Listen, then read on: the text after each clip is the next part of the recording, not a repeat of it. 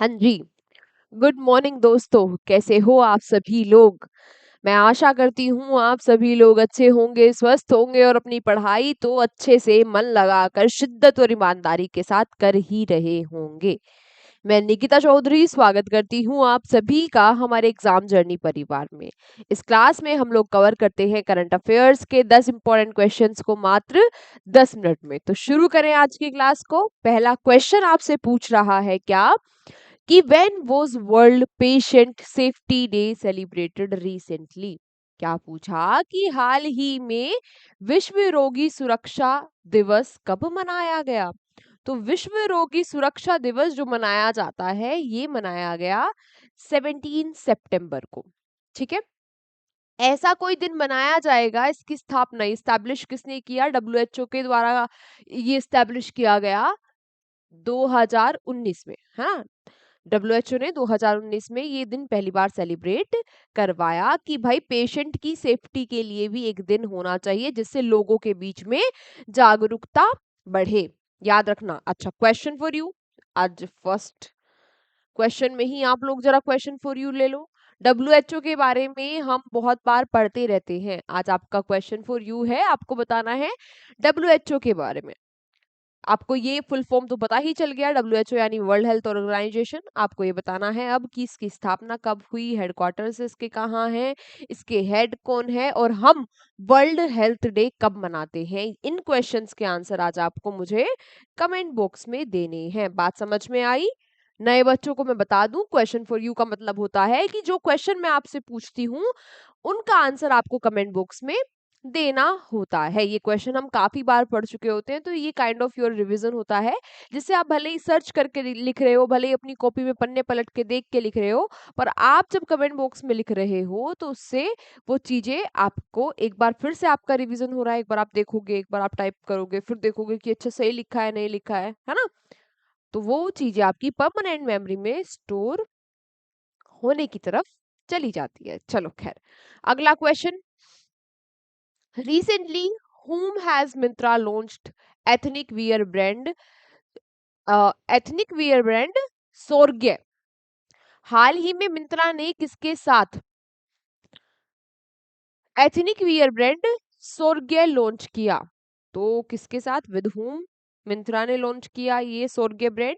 ये भाई सोर्गे से आपको किसका नाम समझ में आ रहा है, स्वर्गीय। स्वर्गीय यानी स्वर्गीय से किसका नाम समझ में आ रहा है, सौरव गांगुली। सौरव गांगुली ने मिंत्रा के साथ मिलकर इस ब्रांड को लॉन्च किया। इस ब्रांड में ये लोग जो बंगाली कल्चर है उससे इंस्पायर्ड ड्रेसेस को क्या करेंगे, लॉन्च करेंगे। उसमें ड्रेसेस कैसी होंगी इस ब्रांड में, जो बंगाली कल्चर से इंस्पायर्ड होंगी।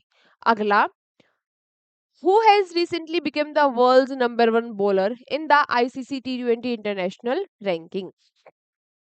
हाल ही में कौन आईसीसी T20 इंटरनेशनल रैंकिंग में दुनिया का #1 गेंदबाज बन गया है। तो ये कौन बना है भाई, ये बन गए हैं वरुण चक्रवर्ती, T20 में वर्ल्ड के #1 बॉलर। अच्छा, इस टाइटल को प्राप्त करने वाले ये भारत के तीसरे बॉलर हैं। इनसे पहले यानी कि 2 कर चुके हैं, तो इनसे पहले जिन 2 बॉलर को वर्ल्ड #1 बॉलर का टाइटल मिला वो कौन कौन है, वो है भाई जसप्रीत बुमराह और रवि बिश्नोई। बात समझ में आई। ठीक है, क्वेश्चन इंपॉर्टेंट है तो याद रखना।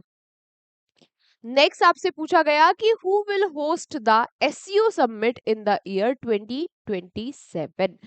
क्या पूछा कि 2027 में जो एससीओ की समिट होगी इसको कौन होस्ट करेगा, यानी इसकी मेजबानी कौन करेगा। तो भाई 2027 में पाकिस्तान बोला अरे हम क्यों पीछे रहे, हमें भी एससीओ समिट होस्ट करनी है। तो 2027 में पाकिस्तान होस्ट करेगा एससीओ समिट। बात की जाए इस बार की एससीओ समिट 2025 की एससीओ समिट के बारे में, तो इस बार इसकी 25वीं मीटिंग थी जो कहां पर हुई, जो तियानजिन चाइना में हुई है ना। काफी चर्चाओं में भी ये जो समिट थी इस बार रही।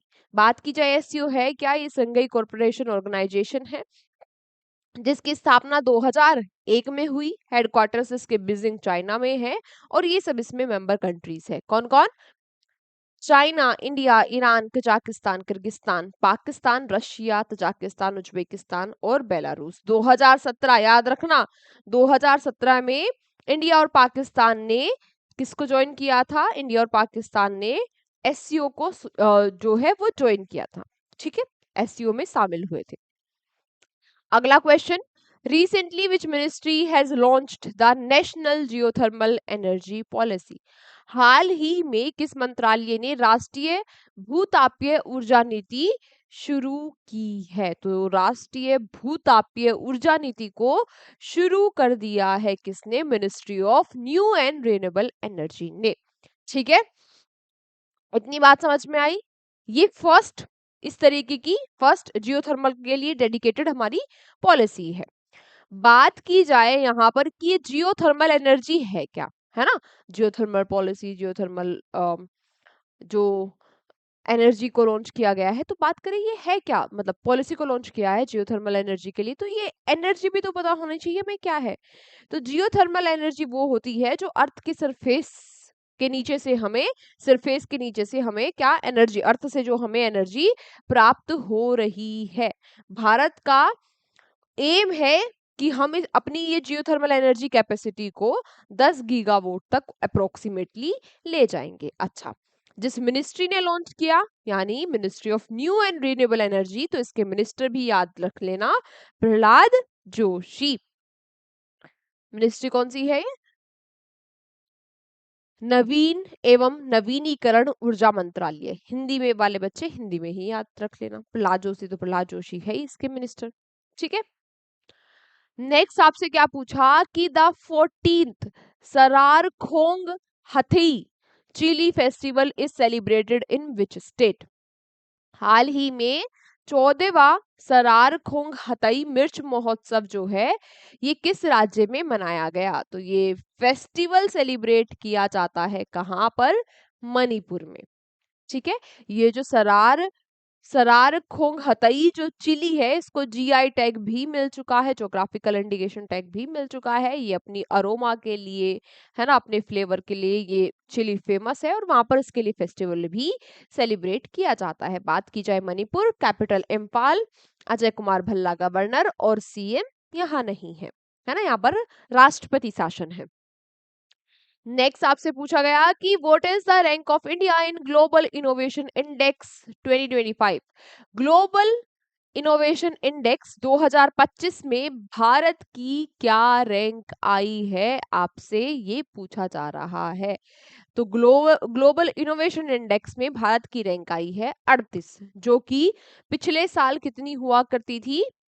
39, है ना, 39 जो हुआ करती थी। बात की जाए ये जो इनोवेशन इंडेक्स है ये निकाला किसके द्वारा जाता है? ये निकाला जाता है विपो के द्वारा, डब्ल्यूआईपीओ के द्वारा। ये क्या है?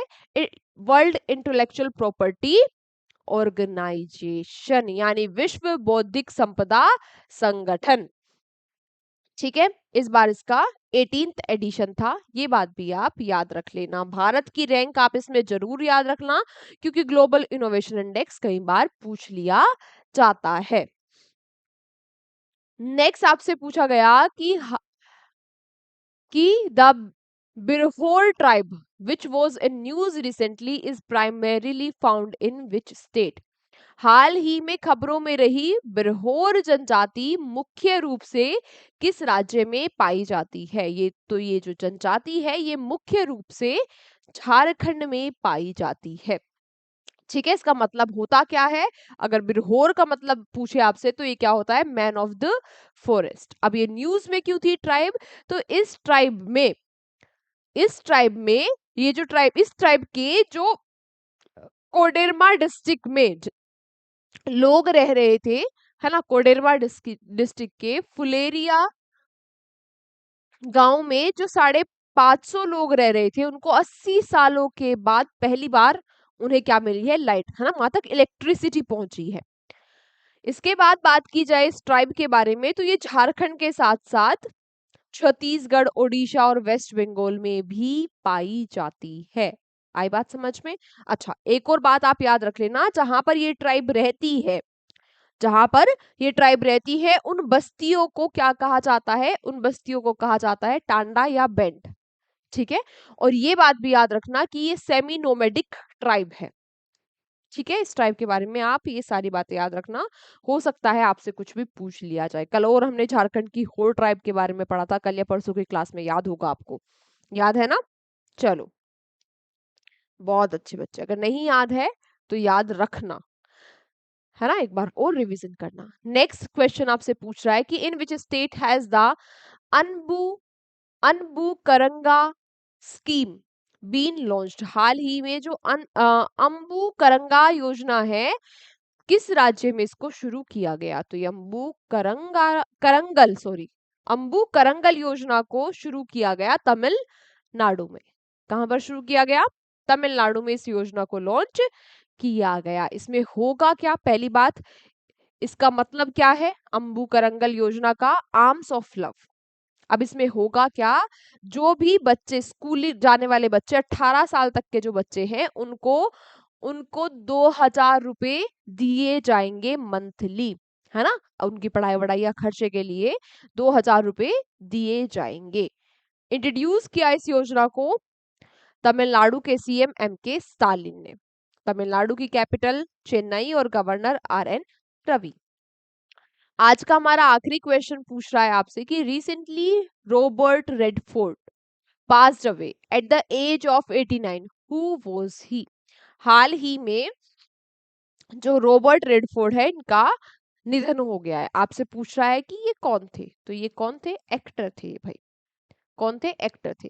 बेस्ट एक्टर के लिए इनको नॉमिनेट किया गया था ऑस्कर अवार्ड के लिए 1973 में, और पहला इन्होंने अपना ऑस्कर अवार्ड जीता डायरेक्टर के लिए, है ना, डायरेक्ट की होगी इन्होंने मूवी कौन सी? For ordinary people. 1980 में इन्होंने ऑस्कर अवार्ड जीता अपना पहले। ठीक है, बात समझ में आई? चलो, हॉलीवुड एक्टर हैं। आज की क्लास हमारी यहीं तक थी। Thank you so much everyone, class में एंड तक बने रहने के लिए। अब आप लोगों से मुलाकात होगी अगले सेशन में। आपको क्या करना है, आपको ये पीडीएफ मिल जाएगी एग्जाम जर्नी के टेलीग्राम चैनल पर।